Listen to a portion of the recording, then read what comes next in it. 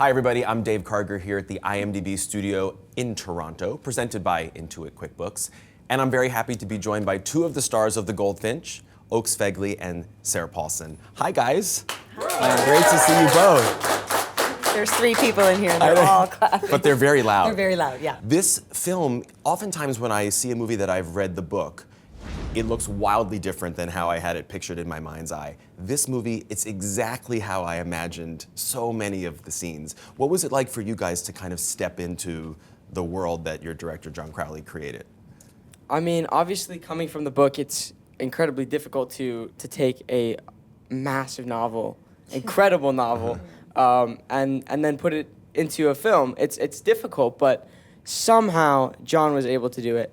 I could never, but he is an incredible person. And he's an awesome director to work for, and it just felt like everything on set was really smooth, and we never had any issues at all. So stepping into that world was very easy and very, just free-flowing. It was awesome. It's very freaky for me because I haven't seen Oaks since we made the movie, and he's a grown man now. He was a tiny boy when I worked with him, and he's now 32, and it's freaking me out. So that's all I'm saying. His voice dropped about an octave. His voice dropped an octave. He's a man.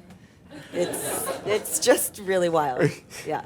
Now, one of the best things about this movie is just the way that your character, Zandra, looks. The hair, the heels, it's so much fun. What was it like for you to put on all that stuff? Well, there's nothing more exciting from an acting standpoint than transforming yourself, and so that was totally thrilling. I had these horrible acrylic nails that were square-tipped, and it was like I remember trying to pick up my hotel key, which was like a little plastic disc, and I was like, I think women who are used to having them are really adept at, but I don't really have a long nail, so it was but it was kind of fun because it became an extension of Zandra's internal life, because I was able to use them in these ways that were really, for sure. Yeah, that was really, really fun.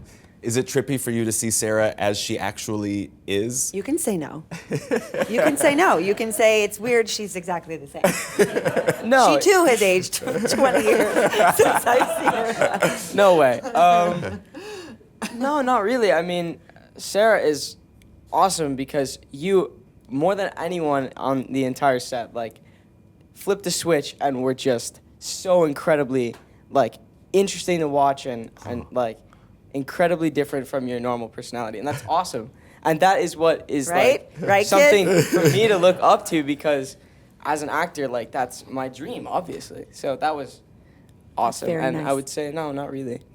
The cast of this movie is so great. Jeffrey Wright, Dennis O'Hare, Luke Wilson. I don't know who any of those Nicole people are. Kidman, Ansel. Is my mic even on? It seems is. like they're silencing my No, mic on purpose. we hear everything They're you like, say. dial it down, Paulson. Yeah. You and Nicole Kidman have an interesting history because you presented her with the Emmy when she won. She actually presented me with the Golden Globe when I won. She and Reese Witherspoon did, and then I did give her the Emmy when she won for Big Little Lies. So it did feel really cool. And in this movie, we have very little to do together, but the very first time you see Zandra and Larry on screen, Mrs. Barber is there sort of doing a little bit of a pass-off. And so I took any tiniest beat that I had with Nicole and turned it into a whole movie in my head. Oh, great. To basically say that we really worked together. And you worked well. And we worked really well together, yeah.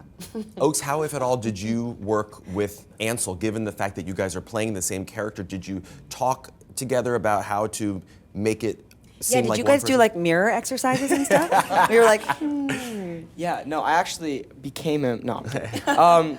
No, so in rehearsals, we spent about a week. I did rehearsals with Finn, and then I did a bunch of rehearsals with the family, the Barber family, and all the other kids who are in all of those scenes. And then I did a few days of rehearsals with just John and Ansel and myself.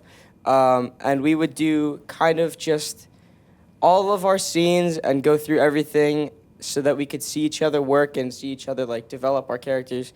And I think that was really helpful because I know for me, being able to see then who I'm ultimately, I guess, becoming, that's a very difficult thing to do, but I mean, it was a lot easier through John to kind of mediate that, because obviously when I'm working and as a minor, you can only work a set number of hours. I'm out. You lucky bastard. No, but I'm offset in a few hours, and then Ansel comes in and does his scenes after or before me, so I'm not always there when he's filming, so I don't necessarily have a bunch of time to see what he's doing and really even talk to him very much. But when we did see each other, like, he would ask me questions of like how I was doing certain things and how I was kind of responding to direction from John and things like that.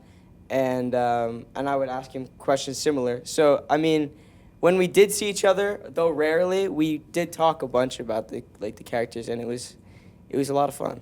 And one of the most notable crew members is your cinematographer, Roger Deakins, Oh my God. a 14-time Oscar nominee who did Shawshank Redemption. Won the and Oscar No Country while we were filming, by the way. for Right, Blade for Runner Blade Runner. 2049. Yeah.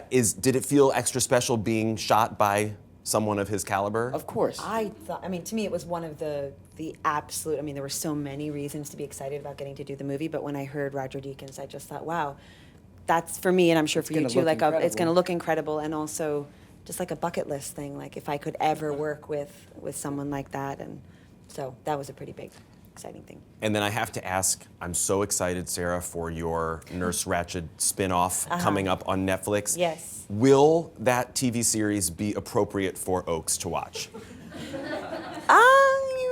Oaks is a sophisticated individual, so Yeah. I think he could. Maybe not, but I think. By the time it comes watched- out, he's going to be 40. So like, he has a weird rapid growth thing that Yeah, I can happens with tell. him. So I'm not concerned about his ability. I did watch all 8 seasons of Game of Thrones. Oh, so well then and yes, he's totally I'm- fine.